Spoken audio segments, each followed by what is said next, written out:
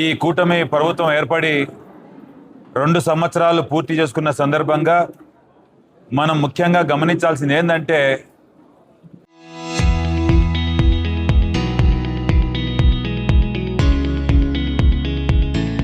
2019 నుంచి 2024 మధ్యకాలంలో జగన్మోహన్ రెడ్డి గారి నాయకత్వంలో ఈ రాష్ట్రంలో ఉన్నటువంటి అక్కచెల్లెమ్మలు కానీ, రైతాంగం కానీ, విద్యార్థులు కానీ, అదేవిధంగా అన్ని వర్గాల ప్రజలు, ముఖ్యంగా చేనేత కార్మికులైతేనేమి, ఆటో కార్మికులైతేనేమి, అదేవిధంగా నాయి బ్రాహ్మణులు అయితేనేమి, అదేవిధంగా చాకలి వాళ్ళు అయితేనేమి, అదేవిధంగా ఇతరతర కులాల సంబంధించినటువంటి అన్ని వర్గాల ప్రజలు సుభిక్షంగా సంతోషంగా జీవించినటువంటి కాలం 2019 నుంచి 2024 మధ్యకాలం.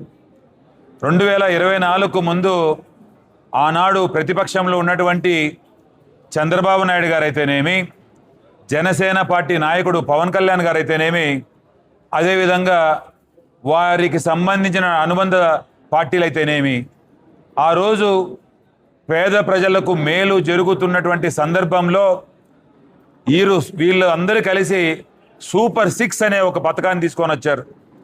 ఆ సూపర్ 6లో ఏం చెప్పారంటే, అక్క చెల్లెమ్మలకు ప్రతి సంవత్సరం 3 సిలిండర్లు ఉచితంగా ఇస్తాం. మరీ ముఖ్యంగా విద్యార్థులకు 12వ తరగతి వరకు విద్యార్థి 1వ తరగతి నుంచి 12వ తరగతి విద్యార్థులకు 15,000 రూపాయలు ఆనాడు ఉన్నటువంటి అమ్మఒడిని మళ్ళా కంటిన్యూ చేస్తూ అందరి పిల్లలు, ఇంట్లో ఎంతమంది పిల్లలు ఉంటే అంతమందికి ఇస్తామని చెప్పడం జరిగింది. అదేవిధంగా రైతు సోదరులకు 20,000 రూపాయలు పెట్టుబడి సాయం కింద సాయం చేస్తామని చెప్పడం జరిగింది. వీటన్నిటిని పక్కన పెడితే 18 సంవత్సరాలు నిండినటువంటి అక్కచెల్లెమ్మలకు 1,500 రూపాయలు ప్రతి నెల వారి ఖాతాల్లో డబ్బులు వేస్తామని చెప్పడం జరిగింది. ఇంట్లో ఎంతమంది అక్కచెల్లెమ్మలు ఉంటే అంతమందికి 1,500 రూపాయలు వేస్తామని చెప్పడం జరిగింది. ఇవన్నీ కాకోకుండా నిరుద్యోగులకు 3,000 రూపాయలు నిరుద్యోగ భృతి ఇస్తామని చెప్పడం జరిగింది. ఇవన్నీ పక్కన పెడితే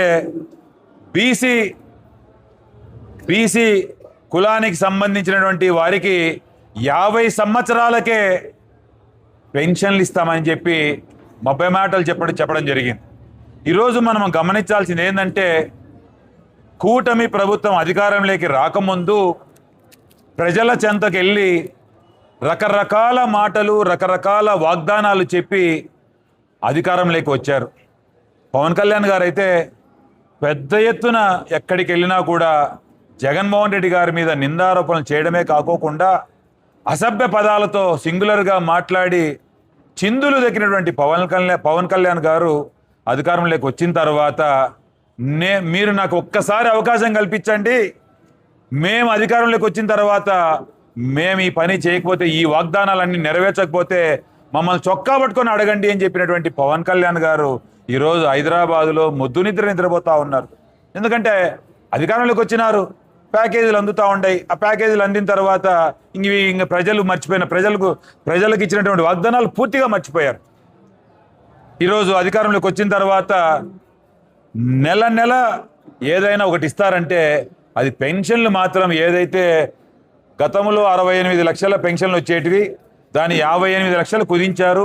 58 లక్షల మందికి పెన్షన్లు ఇస్తున్నటువంటి ఈ ప్రభుత్వం 4,000 రూపాయలు 2 ఏళ్లుగా వాళ్ళ గెలిచినటువంటి ఎమ్మెల్యేలను కానీ, లేదంటే ఎవరైనా కోఆర్డినేటర్స్ అయితే ఉన్నారో వాళ్ళని కానీ ప్రతి నెల 1వ తారీఖు వచ్చేలకు పెన్షన్లు ఇచ్చే కార్యక్రమానికి మాత్రం వాళ్ళు ముందుకు పంపిస్తారు. నేను ఒకటి అడగదలుచుకున్నా, ఇచ్చేది అదే పెన్షనే కదా, మళ్ళీ కొత్తది ఏమని ఇస్తున్నారా మీరు? ఈరోజు మీరు ఇవ్వాల్సినటువంటి 3 సిలిండర్లు ఇవ్వలేదు. 20,000 రూపాయలు పెట్టుబడి సాయం రైతాంగానికి ఇవ్వలేదు. మొదటి సంవత్సరం ఎత్తేశారు. 2వ సంవత్సరం 20,000కు గాను 6,000 రూపాయలు ఇచ్చి మమా అనిపించి నేను మొత్తం ఇచ్చేశానని చెప్పడం జరుగుతూ ఉంది. ఈరోజు అక్కచెల్లెమ్మలకు 18 సంవత్సరాలు నిండినటువంటి అక్కచెల్లెమ్మలకు ఇంతవరకు 1,500 రూపాయలు ఇస్తామన్నటువంటి ఈ ప్రభుత్వం ఇంతవరకు వాటి గురించి మాట్లాడడం లేదు. వాటి గురించి బడ్జెట్లో కూడా ఎక్కడే కానీ కేటాయింపులు కూడా చేయనటువంటి పరిస్థితి మనం గమనిస్తూ ఉన్నాం. అదేవిధంగా నిరుద్యోగ పిల్లలకు ఈరోజు 3,000 రూపాయలు ఇస్తానన్నటువంటి ఈ ప్రభుత్వం ఈరోజు పూర్తిగా నిరుద్యోగ యువతను పక్కన పెట్టినటువంటి ఒక కార్యక్రమాన్ని కూడా ఈ కూటమి ప్రభుత్వం చేస్తున్నటువంటి అరాచకాలను మనం గమనిస్తూ ఉన్నాం. ఇవన్నీ పక్కన పెడితే ఈ కూటమి ప్రభుత్వం ఏర్పడిన తర్వాత 2 సంవత్సరాలు కావస్తా ఉంది. ఇప్పటికే ఈ పెన్షన్స్ 60 సంవత్సరాలు నిండి పెన్షన్కు ఎలిజిబిలిటీ ఉన్నటువంటి దాదాపుగా 2,50,000 మందిని ఈరోజు ఈ ప్రభుత్వం పూర్తిగా పక్కన పెట్టిన మాట వాస్తవం కాదా అని అడుగుతా ఉన్నాం.